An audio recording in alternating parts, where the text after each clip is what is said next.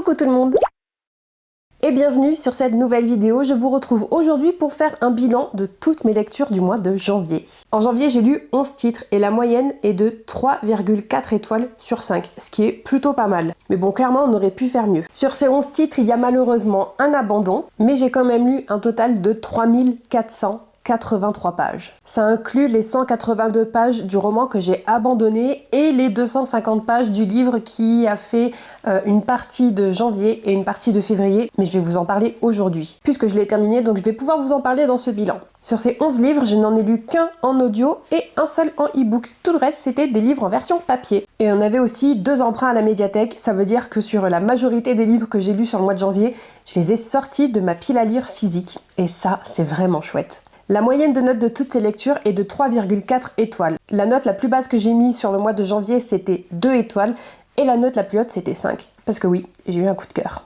J'ai aussi lu un livre en anglais, et au niveau des séries, j'en ai terminé une, j'en ai avancé 4, et j'en ai aussi démarré 2. Donc c'est plutôt satisfaisant. J'en ai quand même démarré, mais j'en ai surtout avancé et terminé, et ça c'est ce qui compte. Et enfin, pour terminer au niveau de ces statistiques avant de rentrer dans le vif du sujet, le livre le plus gros que j'ai lu sur le mois de janvier, c'était un livre qui faisait 489 pages. Mais c'était un ressenti 600, au moins. Allez, et sans plus tarder, on va se lancer dans les avis livresques. Et je vous propose d'y aller crescendo au niveau des notes que je leur ai données, donc on va démarrer par l'abandon du mois. Et je vous en ai parlé dans le vlog qui est sorti il y a quelques jours sur la chaîne, puisque j'avais commencé à découvrir les livres de la Terre fracturée de N.K. Jemisin, le premier tome, la 5e saison. C'est un roman de science-fiction dans lequel le monde est sujet à toutes sortes de catastrophes naturelles et dont notamment des tremblements de terre, mais de façon très régulière, très répétitive. C'est donc compliqué de vivre, de survivre même dans ce monde-là. Nous, on va suivre 3 personnages, 3 points de vue différents qui, au début du moins, ne se connaissent pas, mais qui ont malgré eux des points en commun, à savoir que déjà ce sont 3 femmes, 3 personnages féminins, et elles sont toutes les 3 dotées de pouvoir. Elles sont des orogènes, donc elles ont le pouvoir de maîtriser justement ces tremblements de terre, ou même d'en déclencher. Et les orogènes dans ce monde-là sont des pestiférés. Ils sont très mal vus dans cette société, ils sont même traqués parfois, donc ce genre de pouvoir il est plutôt caché. Mais de ce que j'ai compris, il existe aussi un endroit, une académie, un lieu de formation. J'ai pas très bien suivi parce que je suis pas rentrée dans le vif du sujet non plus. Je me suis arrêtée avant. Mais il existe un endroit pour former, pour entraîner ces personnes, pour qu'ils puissent maîtriser leur pouvoir et qu'ils puissent servir la société quand même. Donc comme je vous le disais, on va suivre 3 personnages différents. L'une d'entre elles est mère de famille et au tout début du roman, elle découvre son fils mort des mains de son propre mari. Et elle va se lancer à la recherche de celui-ci puisqu'il a kidnappé leur fille. Pour ce personnage-là, on comprend très vite qu'elle n'a pas suivi de formation, d'entraînement pour maîtriser ses pouvoirs et qu'elle a toujours vécu assez isolée, qu'elle a toujours caché son pouvoir. Le deuxième point de vue, c'est celui d'une petite fille à qui on a découvert justement ses fameuses capacités et qui va se retrouver forcée à entrer dans ce lieu de formation. Et le troisième point de vue, c'est celui d'une jeune femme qui est à ce lieu de formation, qui suit son entraînement depuis une dizaine d'années au moins. Écoutez, je vais malheureusement pas pouvoir vous en dire grand chose de plus puisque je me suis arrêtée à la page 182 à environ 35% du roman. Tout simplement parce que j'étais pas particulièrement emballée par ma lecture. Il n'y avait rien de mauvais en soi, mais je sentais que j'étais pas happée par ce que je lisais et que les autres livres de ma pile à lire me faisaient les yeux doux. Et moi, là, quand ça m'arrive, je sais que le livre que je suis en train de lire, il peut pas lutter contre ça. C'est pas sa faute, c'est pas forcément de la mienne non plus, c'est juste pas le bon moment. Donc j'ai préféré le reposer, m'arrêter là. Peut-être que je le reprendrai un jour, qui sait, parce qu'en soi c'était pas une mauvaise expérience de lecture, c'est juste que c'était peut-être pas le bon moment. Ceci dit, j'avais quand même un peu de mal à cerner où on allait, ce qui est volontaire de la part de l'autrice, puisqu'on construit justement cette histoire et on dévoile le world building, le système de magie et les capacités des uns et des autres au fil de nos découvertes, nous en tant que lecteurs, ce qui est correct, ce qui est cohérent avec l'histoire qu'elle veut nous raconter. Mais mon cerveau il voulait pas. Donc je me suis dit qu'il fallait vraiment que je m'arrête là. Petite précision qui peut avoir son importance, qui est un petit peu déroutant et en même temps je m'attendais à être quand même beaucoup plus déstabilisée par ça. Le point de vue du premier personnage que je vous ai cité, la fameuse mère qui va partir à la recherche de sa fille à la poursuite de son mari, c'est un point de vue qui nous est narré à la deuxième personne du pluriel. Et c'est vraiment une narration particulière qui donc peut être déstabilisante. Je m'attendais à être beaucoup plus embêtée par ça. Finalement, ça allait. C'était pas aussi fluide qu'une narration traditionnelle, mais j'étais quand même moins embêtée que ce que j'aurais cru. Voilà, malheureusement, c'est tout ce que je peux vous dire sur la 5e saison. C'était pas le bon moment. Peut-être que je le reprendrai en 2026, peut-être que je le reprendrai dans 10 ans, et c'est pas grave. Donc forcément, celui-ci, je ne lui ai pas mis de note, puisque je suis pas allée jusqu'au bout. On passe désormais au livre auquel j'ai donné 2 étoiles sur 5, parce que oui, il y en a plusieurs. Il y en a 2, et franchement, c'est déjà 2 de trop. Mais bon, je voulais tenter l'expérience. En premier lieu, je vais vous parler du Fantôme de l'Opéra, de Gaston Leroux, parce que oui, j'ai mis 2 étoiles sur 5 à ce roman. C'était la lecture qui avait été choisie pour le Music and Books Challenge du mois de janvier. La thématique, c'était de lire un roman qui se passe à la Belle Époque, donc à Paris, et à la fin du 19e siècle, ou tout début du 20e. Le Fantôme de l'Opéra, c'est un classique que je voulais découvrir depuis longtemps déjà. C'est enfin chose faite, et malheureusement, c'est pas une expérience qui m'aura positivement marquée. Bon, ceci dit, c'était pas si atroce que ça non plus, mais je m'attendais à mieux. C'est donc un roman de littérature française, à la frontière du thriller, roman policier, mais aussi fantastique et romance. On va y suivre ici le mystère du Fantôme de l'Opéra, vous l'avez bien compris, un mystérieux personnage qui semble se déplacer aussi facilement qu'un courant d'air dans les méandres de l'Opéra de Garnier de Paris. Tous celles et ceux qui travaillent à l'opéra ont connaissance de ce fantôme de l'opéra et ils vivent en harmonie avec lui. Jusqu'à ce que les directeurs actuels laissent la place à de nouveaux directeurs à qui il faut expliquer cette petite particularité du bâtiment, et dans le même temps, il va y avoir une disparition, la disparition d'une des chanteuses de cet opéra, et une chanteuse plutôt prometteuse. Assez bizarrement, cette chanteuse, Christine, a dévoilé son talent de façon très soudaine. Et peut-être que c'est lié à la présence de ce fameux fantôme. La petite particularité de ce roman, c'est qu'on nous raconte l'histoire plusieurs mois, voire plusieurs années après qu'elle se soit déroulée, et c'est un personnage extérieur à l'intrigue qui nous la raconte. Alors je saurais plus vous dire si c'était un journaliste ou un agent de police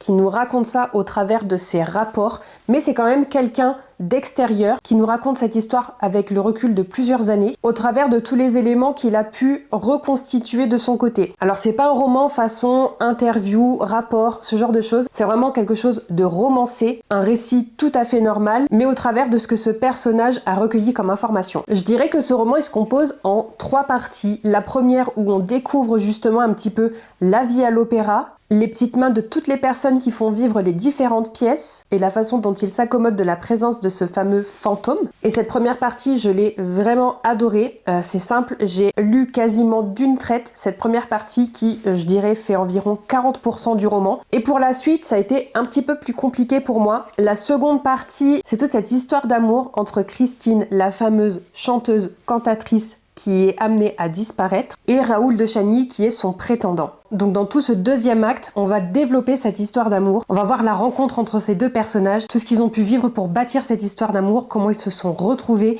et comment cette histoire évolue au travers de la vie dans l'opéra, et comment le fantôme va impacter cette histoire. Ce deuxième acte se clôture avec la disparition de Christine, et on passe donc au troisième et dernier acte, troisième et dernière partie de ce roman, qui est la recherche de Christine par Raoul. Et Raoul va être accompagné d'un personnage qu'on a très légèrement aperçu dans les 2 premiers actes. Je dois dire que là, à partir de la deuxième partie, j'étais beaucoup moins emballée. Pas forcément parce que c'était une histoire d'amour, mais j'ai eu vraiment l'impression qu'on pédalait dans la choucroute. D'un coup d'un seul, pour moi, le rythme s'est considérablement ralenti. Alors autant pour la première partie, pour les 40 premiers pourcents, je voyais pas du tout le temps passer et j'ai adoré ma lecture.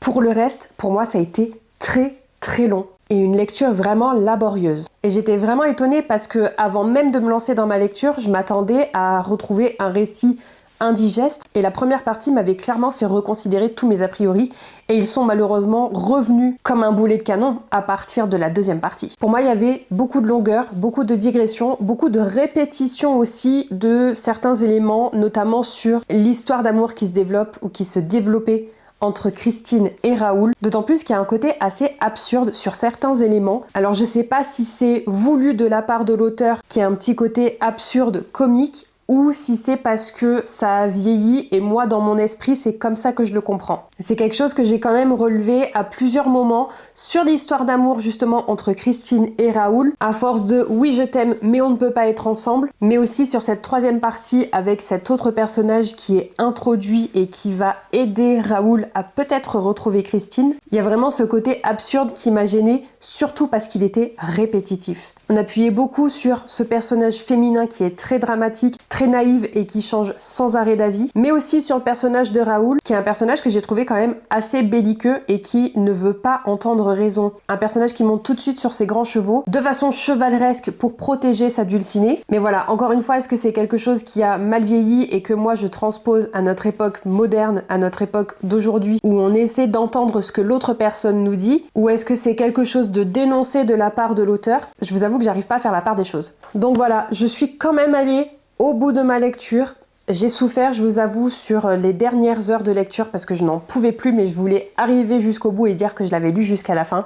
C'est chose faite. Voilà, donc je lui ai mis la note de 2 étoiles, encore une fois parce que mon expérience de lecture a été très laborieuse, malgré des débuts très prometteurs. L'autre roman auquel j'ai donné 2 étoiles sur 5, et alors là, grosse déception, je m'attendais à beaucoup mieux, c'est La dernière chose qu'il m'a dite de Laura Dave. Un thriller que j'ai lu dans le cadre du Reese's Book Club. La lecture pour ce book club pour le mois de janvier, c'était The First Time I Saw Him, par Laura Dave donc, qui se trouve être la suite directe de La dernière chose qu'il m'a dite. Et moi, comme je l'avais jamais lu, je me suis dit que, au lieu d'acheter le roman qui venait de sortir en anglais et de le lire et de rien comprendre, j'allais déjà lire le premier qui avait été traduit en français et de surcroît qui était disponible à la médiathèque, donc je pouvais le lire gratuitement. Je l'ai donc emprunté, je l'ai lu et comme vous vous en doutez, j'ai pas continué avec le tome 2.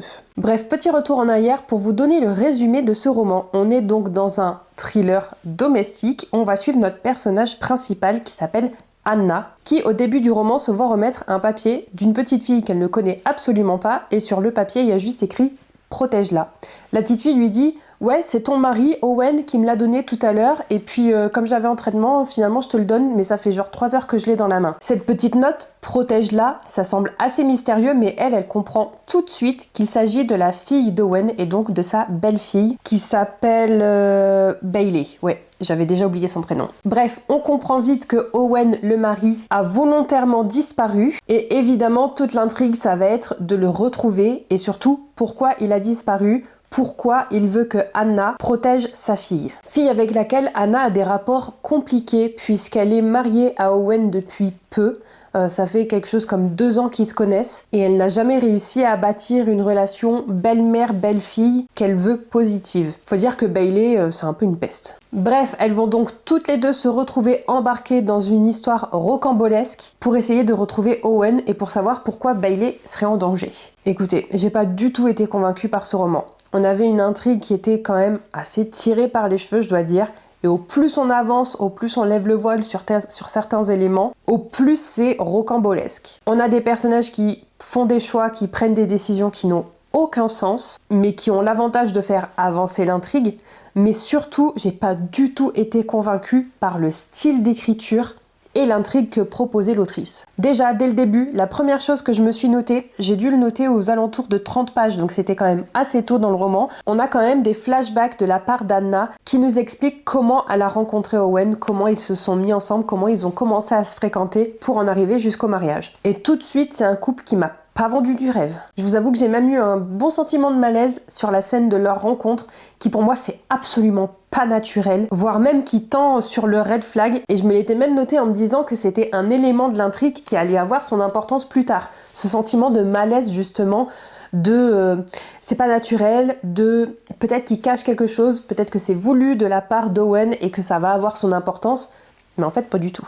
On met aussi énormément l'accent sur le personnage de Bailey. Ok, ça a énormément d'importance sur l'intrigue, mais moi ce qui m'a posé souci, c'est justement le personnage de ce père, Owen, qui est prêt à tout pour sa fille, qui ferait tout pour elle. Et ok, je conçois, un parent ferait toujours tout pour son enfant, mais c'est un personnage qui clairement adule son enfant alors que c'est une peste. Vraiment, la façon dont elle se comporte dans le roman, envers Anna et même envers d'autres personnages quand elle a des dialogues, c'est une adolescente de 16 ans. Et alors oui, elle se comporte comme une adolescente de 16 ans, mais j'ai vraiment eu du mal à comprendre pourquoi on aurait envie de protéger une garce pareille. On avait quand même d'un côté l'autrice qui a ce personnage de Bailey qu'il faut absolument protéger, et de l'autre côté le comportement de cet ado qui fait absolument rien pour qu'on l'apprécie un minimum. Il y a aussi d'autres éléments de relation entre certains personnages qui je trouve étaient assez forcés pour l'expérience de lecture, où on nous ressasse certains épisodes de la vie d'Anna et on les ressasse tellement qu'on comprend, nous lecteurs, que ça va avoir une importance pour plus tard. Mais le personnage, lui, n'est pas censé le savoir. C'est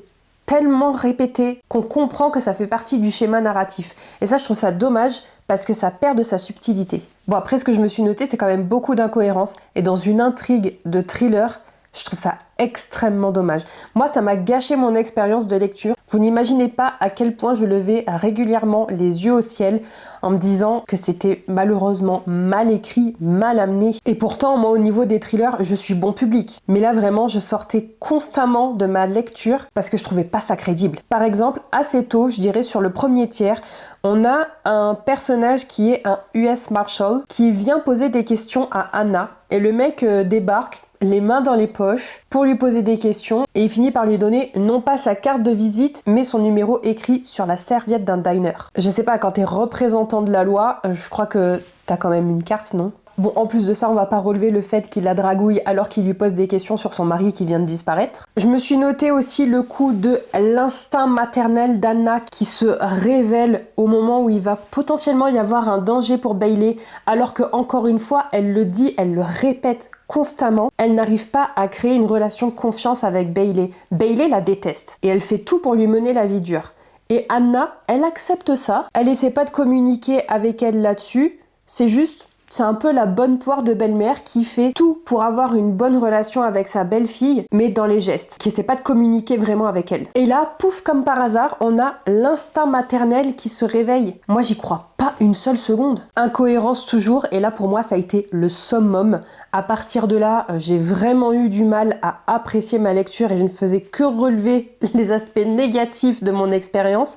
Il y a une grosse incohérence au niveau du temps. Je pense que c'est un problème de traduction et que ce passage-là en VO m'aurait pas posé autant de soucis au niveau de la crédibilité de la scène, mais quand même, faut que je vous en parle. On a donc cette sérieuse incohérence où on se trouve dans une ville. D'ailleurs, pourquoi elles sont là ? On pense que ça fait avancer le Schmilblick, mais en fait pas du tout. Bref, cette incohérence, elle a rapport à la durée d'une journée. On démarre cette journée, on sait qu'on est à la fac, on va suivre un cours, c'est le matin, il se passe des choses, etc. Puis on va dans un bar où le barman, le propriétaire, nous dit, et je cite, « On n'est pas encore ouvert, en général, on ne sert pas avant 10 heures, grosso modo. » Et dans le texte, 10 heures, c'est 10 heures, c'est pas 22 heures. Donc moi, je comprends qu'on est encore le matin et qu'on poursuit notre matinée d'enquête. Il se passe des choses dans ce bar, on s'enfuit, et pendant notre fuite, la nuit tombe. Moi, je pensais qu'on était avant 10h du matin, mais on est en train de s'enfuir et on se retrouve dans une cohue monumentale, une foule qui est là pour observer les chauves-souris qui vont sortir au crépuscule. Et c'est dit dans le texte, il y a quand même une fois où on dit « On attend les chauves-souris, elles viennent chasser ici tous les soirs, environ à 7h. » Puis quelques lignes plus tard, on nous dit « Tout le monde applaudit tandis qu'elles s'évanouissent dans la nuit. » Donc la nuit est clairement tombée. Mais juste avant ça, on nous a dit on ne sert pas avant 10h. Donc moi je pense qu'au niveau de la traduction, il y a eu un souci parce que c'est clairement pas 10h du matin, c'est 10h du soir. Et j'imagine que la phrase en anglais, il n'y a pas cette distinction entre le matin et le soir parce que c'est une notion qui est inclue déjà dans la phrase. S'il est 7h du soir, on va tout de suite te dire bah non, moi je sers pas avant 10h. C'est supposé dire 10h du soir. Mais dans la traduction, il y a un gros problème où ça sort 10h du matin. Bref, voilà. C'est peut-être rien pour quelqu'un qui n'a pas lu le livre, mais alors pour moi, ça a été le summum. À partir de là, j'ai vraiment plus donné aucune crédibilité ni à l'autrice, ni à son intrigue. Tant et si bien que j'ai lutté sur la fin, et pour tout vous avouer, je me suis endormie sur ma lecture à 30 pages de la fin. 30 pages de la fin, pour rappel, dans un thriller, on est au moment de la révélation finale. On dénoue tous les nœuds qu'on a depuis le début et on comprend enfin ce qui se passe. Moi, je me suis endormie. Et d'ailleurs, le démêlement n'en valait pas la peine non plus. Moi, je suis arrivée à la fin et je me suis dit, tout ça pour ça, même pas convaincue. par le dénouement. Et je vous passe encore une fois toutes ces décisions qui n'ont aucun sens de la part des personnages principaux. Pas crédible. Peut-être que ça le fait sur la série télé, puisque je crois bien que ça a été produit par Reese Witherspoon et l'actrice principale c'est Jennifer Garner. Je peux bien comprendre qu'au niveau visuel, au niveau adaptation série télé, ça peut carrément le faire, mais en livre, pas du tout. Pas du tout convaincant. Donc forcément, j'ai pas lu la suite parce que c'est une suite directe, ça se passe 5 ans après et on retrouve les mêmes personnages. Donc j'imagine qu'on va approfondir l'intrigue. Moi, le premier tome, il m'a tellement pas fait envie que je lirai pas la suite. Bref, ça fait 20 minutes que je parle du même bouquin, il est donc temps de passer à la suite. Et là, je vais aller un petit peu plus vite, déjà parce que passer 20 minutes sur chaque livre, on n'a pas terminé, mais surtout parce que le prochain, je l'ai lu dans le cadre d'un vlog et je vous en parle un peu plus en détail, puisque j'ai terminé la série du Roi Berger de Rachel Gillig. J'ai donc lu le tome 2 de Couronne corrompue, c'était ma première lecture de 2026. Je lui ai mis la note de 3 sur 5, on passe légèrement la moyenne. Globalement, je suis contente de l'avoir lu, mais c'est pas forcément une lecture que je recommanderais à tout le monde, et surtout pas une lecture que je recommanderais aux fans de fantasy. Oui, il y a de la fantasy et un world building vraiment original, je vous en avais déjà parlé, mais là encore, pour ma part, il y a trop de romance par rapport à l'intrigue principale. Et c'est ce qui fait que pour moi, c'est qu'un 3 sur 5. Je comprends totalement les gens qui ont adoré cette série, c'est juste qu'elle est pas faite pour moi. Je vais pas m'attarder plus que ça là-dessus, puisque je vous en ai déjà parlé en longueur dans un vlog qui va pas tarder à sortir normalement. On passe désormais au livre auquel j'ai mis 3 étoiles et demie sur 5. Et le premier est aussi inclus dans un vlog, puisque j'ai lu le premier tome de Journal d'un assassin, c'était Défaillance Système, écrit par Martha Wells. C'est dans le vlog qui est sorti il y a quelques jours seulement sur la chaîne que je vous en ai parlé. C'est une série de novellas de science-fiction où on suit notre personnage principal qui est ce robot qu'on appelle Assassin, enfin du moins c'est le nom que lui-même se donne, et c'est un androïde de sécurité, mais un petit peu particulier puisque même avant ce premier tome, il a piraté son module superviseur et en gros, il a sa propre conscience. Et qu'est-ce qu'il veut faire lui au lieu de travailler, d'assurer la sécurité et d'être une espèce de garde du corps? Il veut regarder la télévision, regarder ses émissions, ses séries préférées, sa télé-réalité, écouter sa musique, bref, il veut se divertir. Et donc dans cette série de novellas, on va suivre ce personnage assez hors du commun, déjà parce qu'il n'est pas humain, et surtout parce que même dans sa propre espèce, il est un peu une exception. Il cache le fait qu'il a une conscience, parce que si sa propre compagnie l'apprend, il va être tout simplement détruit. J'ai quand même bien aimé ce premier tome, et je vais poursuivre la série parce que je me suis déjà attachée à ce personnage d'assassin. J'ai beaucoup aimé la vision qu'il a de l'être humain, cette espèce un peu faible, un peu bébête. Et surtout, j'ai bien aimé les questions que Martha Wells aborde au travers de ce personnage. Une série que je compte bien poursuivre en 2026. Ensuite, avant que j'oublie, je vais vous parler de ce fameux roman dont j'ai lu la moitié en janvier et l'autre moitié en février, puisque je ne l'avais pas terminé au 31 janvier, mais j'ai donc terminé il y a quelques jours L'ombre du shogun, qui est le 3e tome des chroniques de l'érable et du cerisier de Camille Monceau. Cette fameuse série en 4 tomes de romans historiques qui se passent au Japon médiéval. Ça va être un peu délicat de vous en parler forcément puisque c'est un tome 3 et surtout parce que le personnage principal, notre narrateur dans ce tome 3, est un personnage qu'on a rencontré dans le tome 1 et qu'on ne revoit plus après pour une bonne raison. Je suis vraiment contente d'avoir retrouvé la plume particulière de Camille Monceau qui est adaptée à l'histoire qu'elle nous raconte et au décor dans lequel elle nous la raconte. Elle a un style qui est très descriptif, très poétique, parfois même lyrique, mais qui représente parfaitement la façon de vivre au Japon. On se fait toujours cette idée de la vie à la japonaise, très lente, très en conscience de ce qui nous entoure, de l'environnement, des autres, un peu une ode à la lenteur. Et c'est ce que je retrouve à chaque fois que je lis Camille Monceau. En plus de ça, c'est aussi un style d'écriture qui s'accorde avec l'éducation de nos narrateurs. Dans le premier et le 2e tome, notre narrateur c'était Ichiro, un orphelin qui a été recueilli dès sa plus tendre enfance par un ermite qui s'avère être un peu plus tard un noble et un maître de l'art des samouraïs. Et dans ce tome 3, sans vouloir trop vous en dire, notre personnage principal est une jeune fille issue de la noblesse du Japon. Donc là aussi, un haut niveau d'éducation et ça a clairement son importance dans l'histoire et dans même une partie de l'intrigue et des actions sur la fin.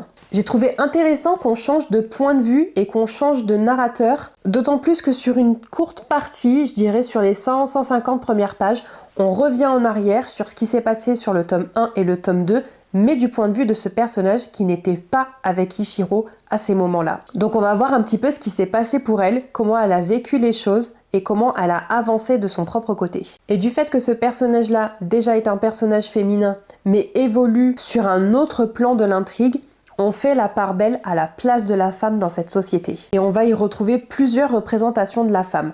La femme soumise par les carcans sociaux, mais aussi la femme combative, forte, qui ne se laisse pas faire et qui fera tout pour retrouver sa liberté. Malheureusement, je peux pas faire plus de parallèles sans vous spoiler une partie de l'histoire, mais il y a des parallèles entre certains personnages que j'ai trouvé très intéressants et il y a une relation en particulier qui m'a énormément plu entre ce personnage principal et une jeune fille qui va devenir sa domestique, sa servante, une jeune fille qui est sourde-muette. Une relation particulière puisque notre narratrice a le visage couvert par un masque et donc elle ne peut pas communiquer par son visage, elle ne peut communiquer que par sa voix et par ses gestes. Alors que sa servante, sourde-muette, a l'habitude de communiquer justement par signe, mais surtout en lisant sur les lèvres des personnes. Donc forcément, c'est une relation très compliquée qui va se mettre en place entre les deux parce que on ne peut pas communiquer. Et c'est finalement, je trouve, l'une des plus belles relations qui se nouent jusqu'à la fin de ce tome 3 du moins. J'ai pas encore lu le tome 4, donc je peux pas vous dire sur la totalité de la série, mais à mon sens, c'est la plus belle relation. Petit bémol pour moi, et c'est pour ça que je lui ai mis la note de 3,5, c'est malheureusement assez long. Il fait un peu plus de 500 pages, et il y a certains passages où j'ai trouvé qu'il y avait quand même pas mal de longueur. On n'avance pas beaucoup et c'est aussi dû au style d'écriture et au style de narration, puisque c'est justement poétique, presque lyrique, et ça donne parfois des phrases assez complexes. Donc forcément, mon rythme de lecture, il se trouve ralenti. Déjà que je suis une personne qui lit lentement, quand je sors un tome des Chroniques de l'érable et du cerisier, je sais que je vais passer presque 10 jours. Ceci dit, je suis quand même très contente de l'avoir enfin sorti de ma palle et ça veut dire que j'ai lu les 3 tomes sur 4 et qu'il me restera un dernier tome pour clôturer la série. Avec une note de 3,5 sur 5 toujours, figurez-vous que j'ai lu Le mystère du tramway hanté de Paisley Clark. Une courte nouvelle d'une centaine de pages qui s'inscrit dans le même univers que Maître des djinns, même univers et même ville. Ici, on y suit les agents Ahmed et Onsi qu'on a croisés dans Maître des djinns et qui sont ici au cœur de l'enquête de ce tramway hanté. On est ici dans de la fantaisie historique qui se passe en 1912 en Égypte, dans un univers un peu steampunk, puisque la magie existe, les djinns existent et vivent en harmonie plus ou moins parfaite dans la société actuelle. Et dans ce monde-là, pour gérer un petit peu tout ça, il existe un ministère de l'alchimie, des enchantements et des entités surnaturelles. Et c'est au travers de différents agents qui travaillent dans ce ministère qu'on va découvrir le mystère du tramway hanté, mais aussi Maître des djinns et l'étrange affaire du djinn du Caire, qui évolue donc dans la même ville, dans le même univers. C'était un très court roman d'une centaine de pages que j'ai apprécié découvrir et qui donne vraiment la part belle au world building et au folklore. On a un décor qui est très poussé, très construit et j'ai apprécié ça. Malheureusement, ça prend le pas sur le mystère justement de ce tramway hanté et j'aurais aimé qu'on se focalise encore un peu plus sur cette enquête. Ici aussi une intrigue qui donne la part belle aux femmes. C'était déjà le cas dans Maître des djinns, mais c'est aussi le cas ici. Les femmes ont une place très importante dans cette intrigue, d'autant plus qu'elles se battent aussi pour avoir une place dans la société. Et c'est une thématique qui me plaît beaucoup, donc forcément ça a matché pour moi ici. Bref, c'était très sympa, j'en attendais malheureusement un petit peu plus au niveau de l'enquête, mais en soi j'ai passé un très bon moment de lecture. Le dernier roman auquel j'ai mis 3 étoiles et demie sur 5, c'était L'été d'avant de Lisa Gardner, qui se trouve être le tome 1 de sa série Frankie Elkin. J'avais lu le tome 2 l'été dernier et j'avais beaucoup apprécié, et comme j'avais envie de retrouver ce personnage de Frankie, je me suis dit qu'il était temps de découvrir le tome 1. C'est chose faite et je l'ai écouté en version audio puisque j'avais énormément apprécié la narratrice et donc actrice qui nous narrait cette histoire avec le tome 2. C'est aussi elle qui lit l'histoire sur le tome 1 et sur le tome 3 qui est sorti en janvier. Donc j'ai poursuivi ma découverte en version audio. Et ici, pour être sûr de pas trop vous en dire, je vais vous lire le résumé. Frankie Elkin s'est donné pour mission de retrouver les personnes disparues que la police et leurs proches ont cessé de chercher. Elle enquête à Mattapan, un quartier difficile de Boston, sur la disparition d'Angélique Bado, une adolescente haïtienne. Face à l'opposition de la police et à la méfiance de la famille, elle comprend que personne ne veut répondre à ses questions. Je suis contente d'avoir découvert ce tome 1, mais en soi, il ne m'a pas autant embarqué que le tome 2, tout simplement parce que le décor me parlait un peu moins. Petite précision, dans le tome 2, ça se passait en huis clos, certes, mais dans la nature et pendant une randonnée. Moi, je suis fan de randonnée, donc forcément, ça m'a beaucoup parlé et c'était pour ça que j'avais autant apprécié ce tome 2. Ici dans le tome 1, comme on vient de le voir sur la 4e de couverture, ça se passe à Boston et dans la communauté haïtienne. Je n'y connais absolument rien, ni dans les grandes villes américaines, ni dans leurs différentes communautés, et encore moins sur la communauté haïtienne. Donc forcément, ça a été une totale découverte pour moi. J'ai vraiment adoré la première partie, mais je dois vous avouer qu'au fur et à mesure, au plus on avançait dans l'intrigue et au plus on comprenait de choses, au moins j'étais engagée dans la résolution de l'enquête. Tout simplement parce que c'est un genre d'enquête qui, à moi, me correspond moins. Évidemment, je peux pas vous dire ce que c'est sans vous spoiler une grosse partie de l'histoire, voire toute l'intrigue, donc je vais m'arrêter là.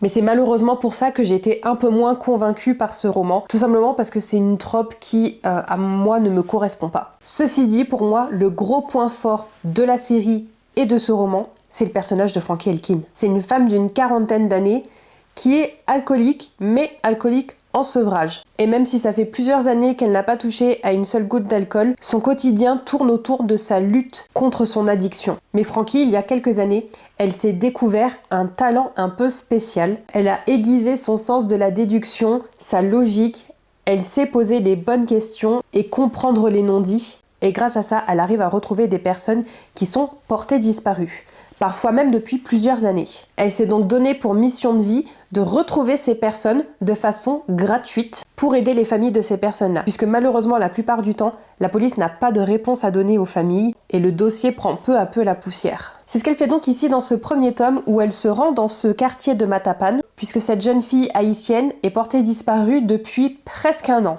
Et forcément, Frankie, femme d'une 40aine d'années, blanche, va avoir énormément de mal à ne serait-ce que communiquer avec la communauté. C'est vraiment un personnage que j'adore suivre, qui est très vulnérable, qui parle constamment de sa lutte contre son addiction et qui en fait une force. Elle n'a pas honte d'aborder le sujet, elle y va d'ailleurs très souvent franco pour montrer à ses interlocuteurs que oui, ils sont dans une position où ils peuvent se sentir faibles, mais elle tout de suite, elle leur montre que tout le monde est faillible, elle y compris. D'habitude, j'ai toujours un peu de mal avec ces thrillers où notre personnage principal prend énormément de place dans l'intrigue et on est beaucoup dans sa tête, où on suit toutes ses luttes, toutes ses addictions, son passé trouble. Et j'ai très souvent du mal avec ça. C'est d'ailleurs très souvent la raison pour laquelle les polars où on suit des enquêteurs et des détectives, ça ne m'intéresse pas, parce qu'on a toujours un schéma similaire. Mais à mon sens, Frankie, elle sort de l'ordinaire. Parce que c'est justement un personnage qui communique à fond sur ses faiblesses et qui en fait une force. Bref, en dehors de ce personnage de Frankie que j'apprécie énormément, on a quand même une intrigue avec plusieurs rebondissements et qui est une vraie plongée dans une communauté minoritaire, qui était très intéressante,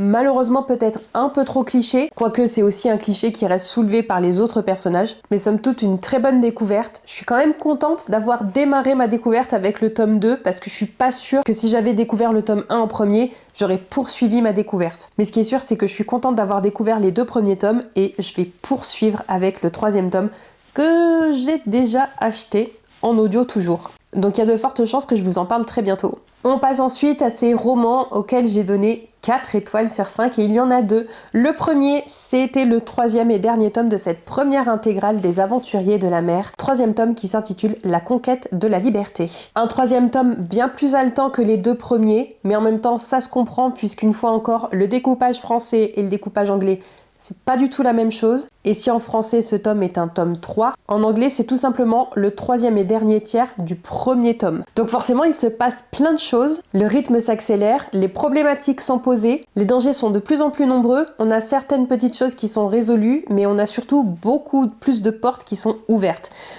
Compliqué de vous en dire plus forcément dans un tome 3, mais je suis quand même bien plus positive sur ma lecture de ce tome 3 que sur les 2 premiers où c'était un petit peu plus long parce qu'on avait plus une mise en contexte de cette intrigue. Là dans ce tome 3, on a quand même pas mal avancé et surtout on a nos personnages principaux qui chacun de leur côté ont été mis en grand danger. Certains pour qui ça s'est assez bien fini, et d'autres pour qui c'est une catastrophe. Autrement, je suis toujours aussi fan du style d'écriture de Robin Hobb et j'ai hâte de voir ce qui va en être avec la suite. D'ailleurs, pour celles et ceux que ça intéresse, on lit toujours ça en lecture commune à un rythme assez chill, un chapitre par jour, et on va démarrer la lecture du 4e tome Brume et Tempête à partir du 11 février. Donc n'hésitez pas à nous rejoindre dans le Discord si jamais ça vous tente. Vous pouvez très bien nous rattraper à votre rythme et nous rejoindre un petit peu plus tard. Comme je vous l'ai dit, on avance assez lentement, c'est volontaire.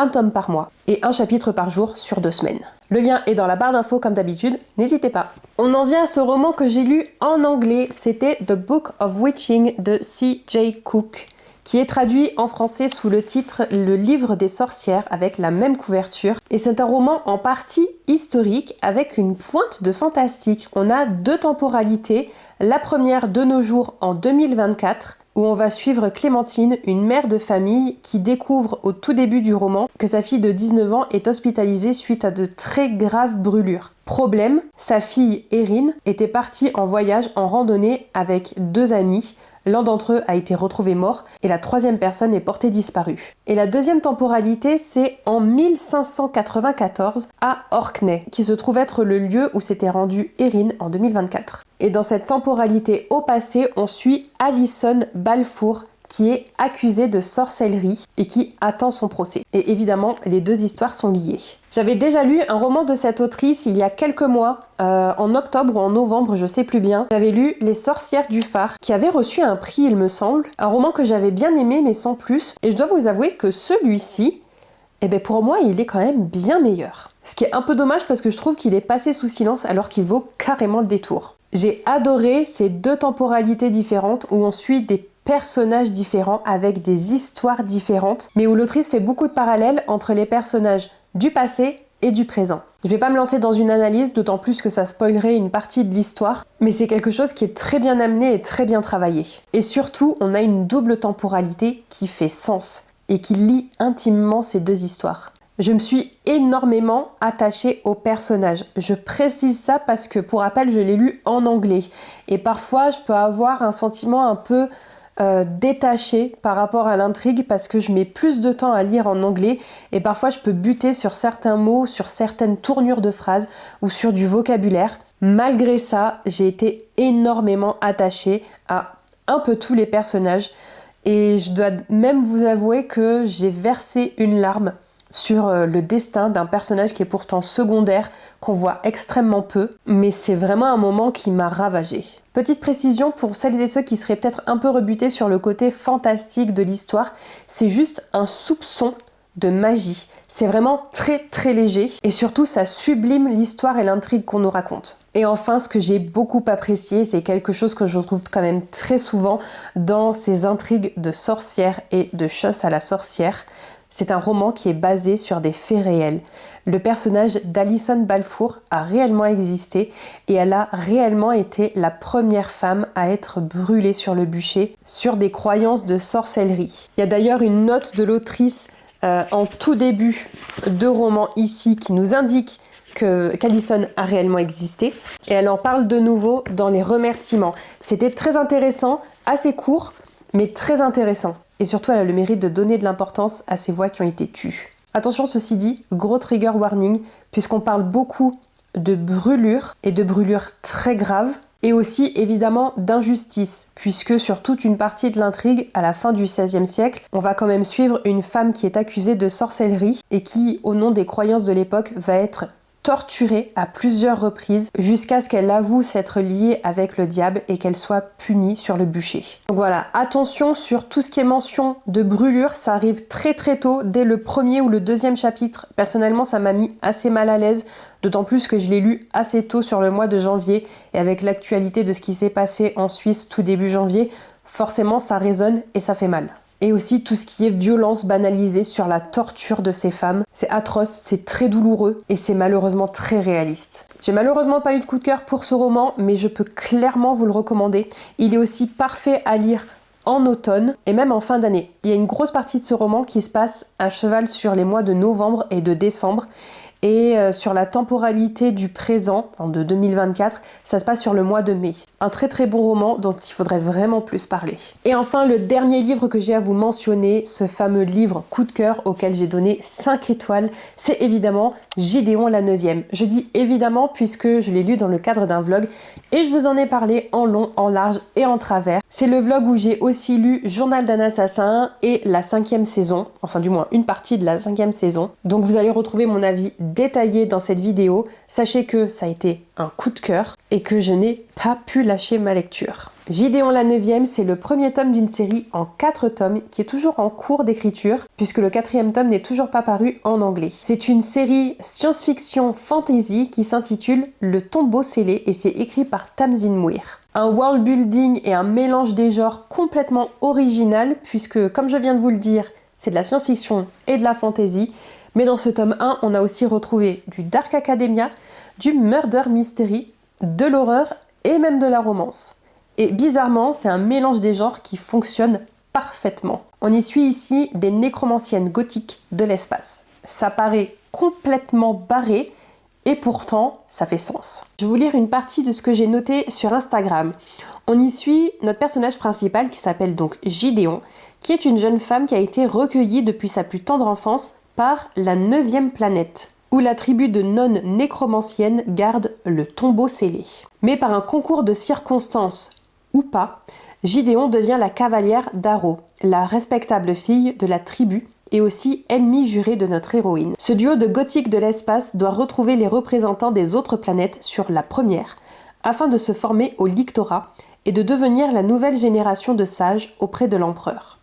Ça fait pas sens comme ça, puisqu'on a besoin de contexte et tout est donné dans ce premier tome, avec parcimonie et surtout à des moments clés. On comprend pas tout de suite, c'est voulu, et ça n'empêche pas du tout la compréhension du texte. J'ai adoré notre personnage de Gideon, qui est une véritable tête brûlée, le genre de personnage principal qu'on n'a pas l'habitude de retrouver. C'est une jeune femme qui en veut à tout et à tout le monde et qui veut juste fendre des crânes. Et quand on la rencontre au début de ce tome 1, elle nous dit très clairement que c'est sa 87e tentative d'évasion de la 9e planète. La 9e planète donc qui l'a recueillie quand elle était âgée de seulement 1 jour. Et on connaît pas grand chose des origines de Gideon. On sait juste que la 9e planète l'a recueillie et que comme ils savaient pas trop quoi faire d'elle, eh bien ils l'ont élevée pour qu'elle devienne potentiellement un individu qui servira à la tribu. Mais on ne sait pas encore ce qu'on va en faire. Et finalement, elle se retrouve à former un duo avec Aroark, dite Aro, qui est la respectable fille de la tribu. Un peu la princesse si vous voulez. Et Aro, c'est une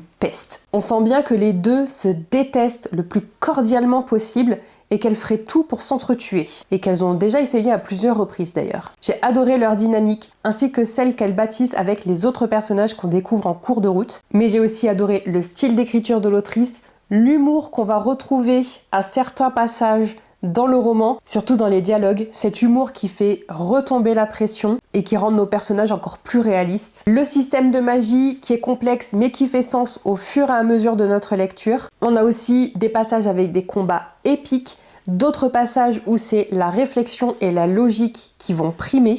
Bref, il y en a pour tous les goûts. Et comme je vous le disais, il y a aussi une pointe d'horreur et de romance et c'était génial. Moi qui suis une lectrice lente, sur le dernier jour, j'ai lu les 160 pages qui me restaient de ce roman parce que je ne pouvais pas le lâcher.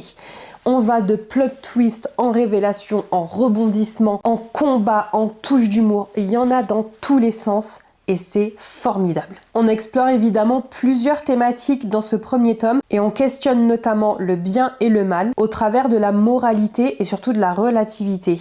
Parce que ce qui peut être bien pour une personne, pour un personnage dans cet univers et même dans cette intrigue-là, peut être quelque chose de foncièrement mauvais pour un autre personnage et inversement. Il y a aussi un thème que j'ai retrouvé et que j'ai apprécié, alors même que c'est quelque chose où d'habitude ça ne m'intéresse pas, mais il y a une véritable importance des relations entre les enfants et les adultes. Il y a certains personnages qui sont enfants, voire adolescents, et qui ont des relations très intéressantes avec d'autres adultes. Il y a un vrai sentiment de loyauté et de protection qui est exploré au travers de ces différentes relations, et qui était super touchant et qui apporte d'autres questions. Et évidemment, au travers du personnage de Gideon, mais aussi de Aro, quand on arrive sur la fin, sur la dernière partie du roman, on a aussi ce questionnement de la culpabilité et de sentiment d'exclusion, de ce sentiment d'être isolé, de ne pas faire partie d'une communauté. Bref, c'était trop bien. J'ai déjà emprunté le tome 2 à la médiathèque pour le lire ce mois-ci parce que je veux absolument retourner dans cet univers. Le seul petit bémol que j'ai noté, et encore ça n'a pas du tout impacté